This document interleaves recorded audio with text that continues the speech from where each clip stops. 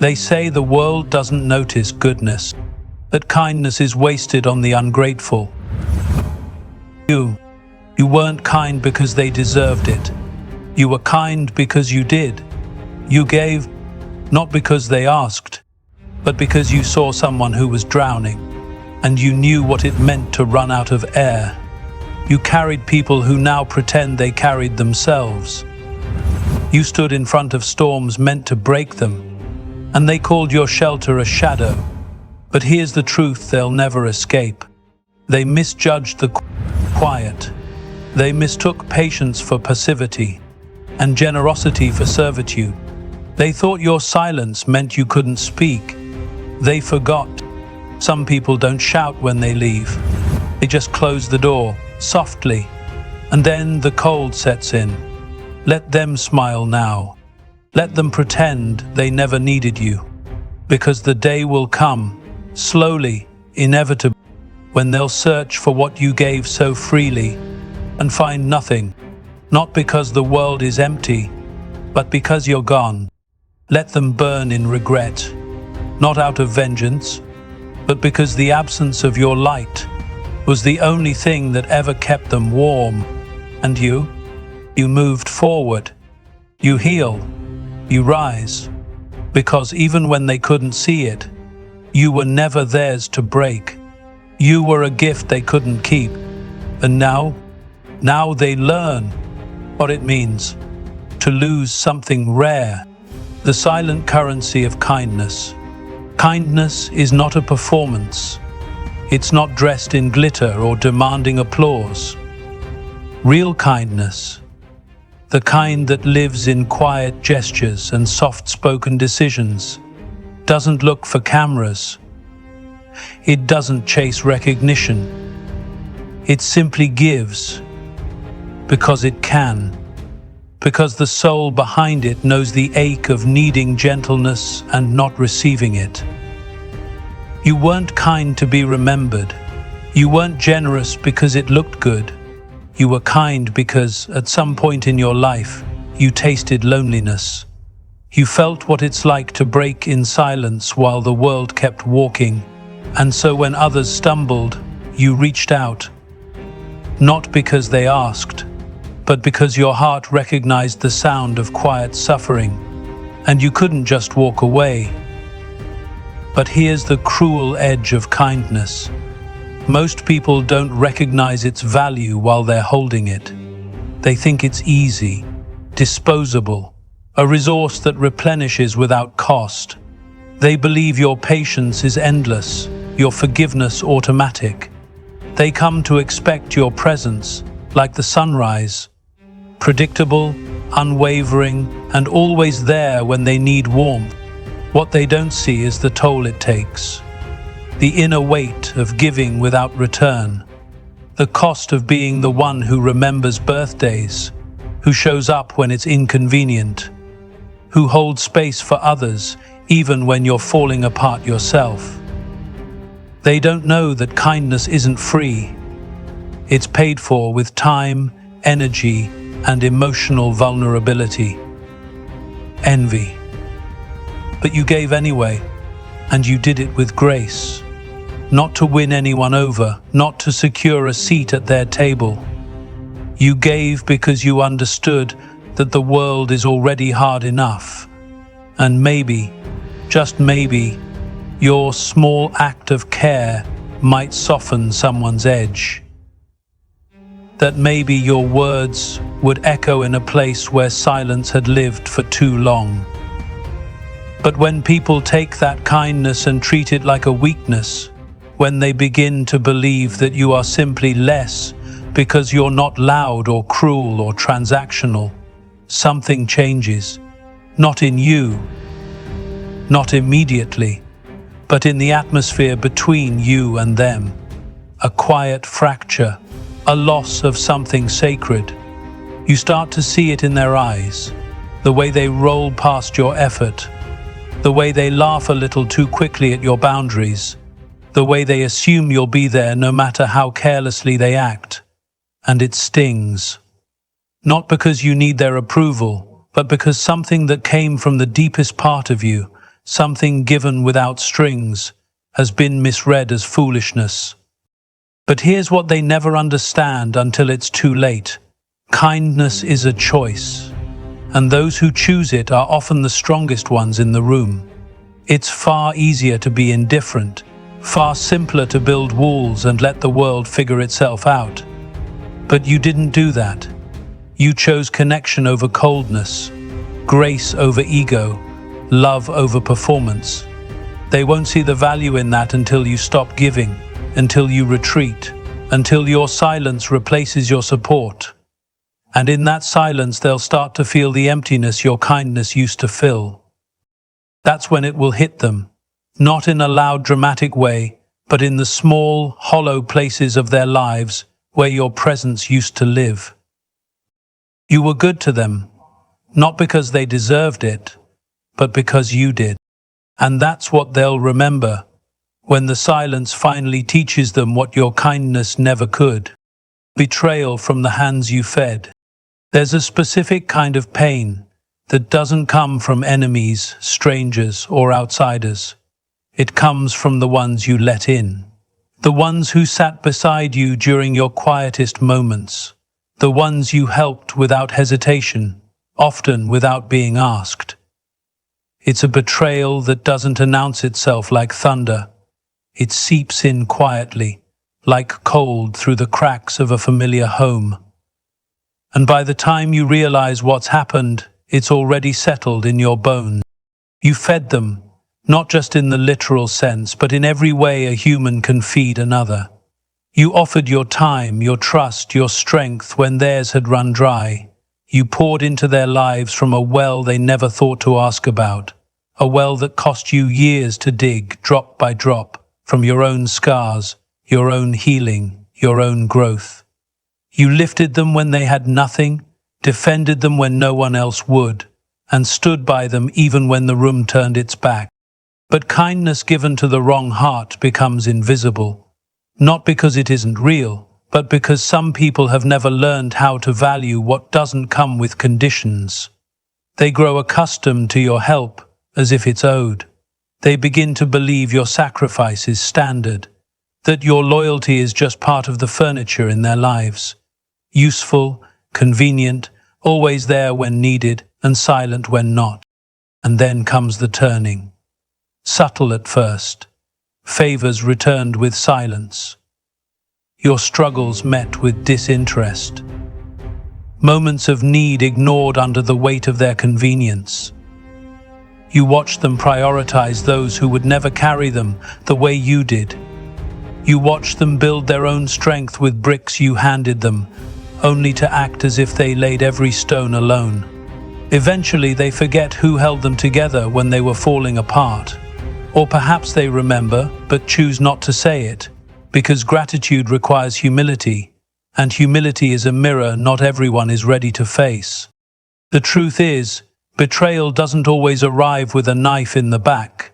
Sometimes it comes with forgetfulness, with absence, with the quiet erosion of respect. And yet, what makes it cut so deeply is not just what they did, but who they were when they did it. The knowledge that the very hands you once fed now pull away, as if your presence was a burden, not a blessing. It is a sobering thing to realize that some people are only loyal to their need of you. Once that need is gone, so are they, and in their departure they leave behind more than silence. They leave questions, doubts, a slow, aching recognition that you were never seen, only used. But let that realization be your turning point, not your bitterness. Let it remind you of your worth, not your wounds. Because what they took was only a fraction of what you gave. And what you gave came from a place they could never reach, a depth they'll never truly understand. In the end, they didn't just lose your help, they lost your presence. They lost someone who had stood in the fire for them, someone rare, someone real. And one day they will hunger for the very nourishment they once dismissed. But by then your table will be gone, and your hands, will no longer be reaching. The quiet exit of the noble. Not every departure is a storm. Not every goodbye comes with broken dishes or raised voices. Sometimes the most powerful exits are the ones you never hear, the softest footsteps leaving a room that no longer deserved your presence. You didn't leave because you were angry. That would have been easy. Anger gives people something to point at, a reason to discredit the leaving. No, you left with dignity, quietly, carefully, the way a candle disappears, not with drama, but with grace. You left when the silence between what you gave and what they returned became too loud to ignore, and they didn't notice, not at first. That's the tragedy in all of this. When you began to pull back, they didn't ask why. They didn't reach.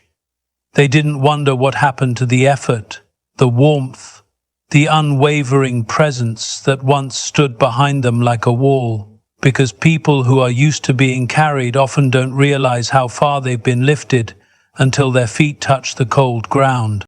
They thought you'd never leave. That's the story they told themselves, that your patience was permanent, that your heart was incapable of closing. They mistook your silence for passivity. But silence, real silence, is never passive. It's an answer, a boundary, a full sentence, and you didn't need to prove anything when you walked away. That's what made your exit so powerful. You didn't beg them to understand. You didn't throw their failures in their face. You simply withdrew the thing they'd grown so used to. Your energy, your forgiveness, your time. You didn't shut the door. You just stopped holding it open. It's hard for people to process that kind of leaving.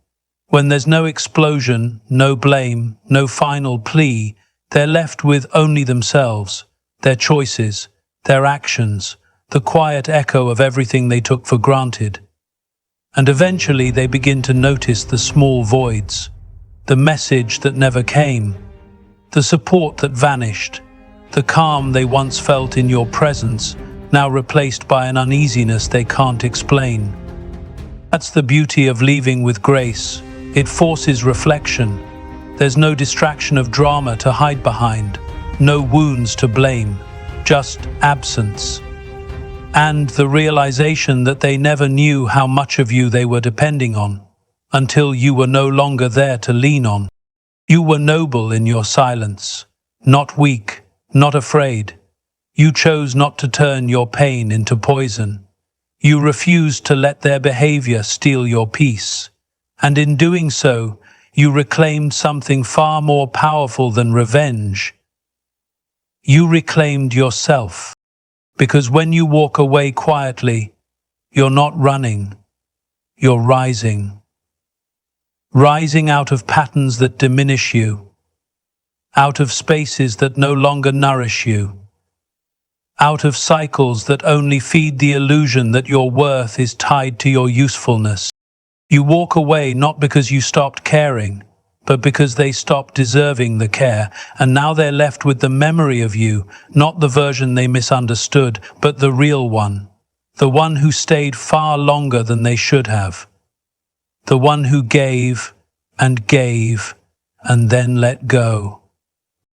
There is a rare kind of power in restraint, in not having the last word, in simply leaving the stage, knowing you played your part with honesty, with heart, and with everything you had. That's what they'll remember, when the applause is gone and the silence begins to speak louder than any argument ever could. You didn't slam the door, you just disappeared from rooms that no longer felt like home. And in that quiet exit, you became unforgettable, the mirror of regret. Regret is a quiet visitor. It doesn't knock on the door in the middle of the night shouting for attention. No, it waits, it watches, and it arrives long after the damage is done, when the dust has settled, when the laughter has faded, And when the person you took for granted has been gone long enough for the silence to start echoing. At first, they won't feel it. The world will still spin, their days will go on. They'll distract themselves with noise, with others, with their own stories of how you were never really that important. They'll wear confidence like armor, convincing even themselves that your absence doesn't matter, that they're better off, that maybe you were the problem all along. But time has a way of peeling away pride, slowly, methodically. It reveals things they weren't ready to see. Not about you, but about themselves. And that's when it begins. Not in dramatic waves, but in whispers. In the quiet moments when the world isn't watching. In the small, still hours of the night, when the mask comes off and they're left with nothing but their own reflection. That's when they'll remember the things they didn't say, the appreciation they never voiced, the effort they dismissed, the loyalty they overlooked because they were too busy reaching for things that sparkled but didn't last. They'll remember your voice, not the way you spoke, but the way you understood, the way you saw them, truly, in ways they never deserved, but always needed. And they'll see the mirror. But this mirror doesn't show your face, it shows theirs. It reflects back every choice they made, every opportunity to love you better, to stand by you stronger, to give even half of what you gave. And what they'll see there won't be pretty, it won't be noble, it will be raw, unflattering, honest. Because that's the curse of real regret. It shows up too late. It doesn't arrive when there's still time to fix things. It arrives when the bridges are burned, when the door is locked, and when the person they once knew has grown so far beyond them that even if they screamed your name, it would be lost to the wind. You won't be there to hear their apologies. You won't be there to watch them flinch under the weight of their own conscience.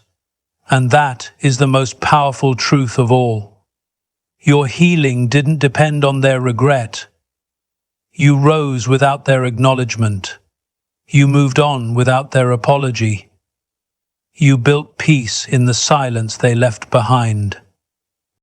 And still, they will remember you, not because you begged them to, not because you haunted them, but because they know, deep down, in places they can't explain, that they had something rare, and they lost it, not by accident, but by choice. Regret doesn't need revenge. It doesn't need fire or fury. It needs only one thing to survive: truth. And the truth is this: you were good, you were present, you were real, and they didn't just lose you, they let you go, carelessly. And now, all that's left is the mirror. They will look into it, again and again, trying to unsee what they see. But it will always be there, not to punish, just to remind. Let the flames be theirs, not yours. There comes a moment when you realize that healing isn't loud. It doesn't come with banners or speeches or dramatic closure. Sometimes it happens in silence, when you finally stop trying to explain yourself to those committed to misunderstanding you, when you stop holding space for people who never made room for you, when you no longer bleed to prove that you were ever real. You don't burn with rage. That would be too easy. You've felt it, sure. The heat, the ache, the temptation to shout every truth they refuse to hear. But then you learn something deeper, that peace is not found in the ashes of revenge. It's found in the decision to stop setting yourself on fire just to keep others warm. Let the flames be theirs now. Let the fire of regret burn in their silence. Let the weight of your absence haunt the places where your presence once made everything feel whole. You've done enough. You've given enough. You exhausted every version of yourself trying to be enough. And in the end, it wasn't that you weren't worthy. It was that they weren't ready. They weren't ready to receive something real, something rare, something sacred. You don't owe them your suffering. You don't owe them your anger.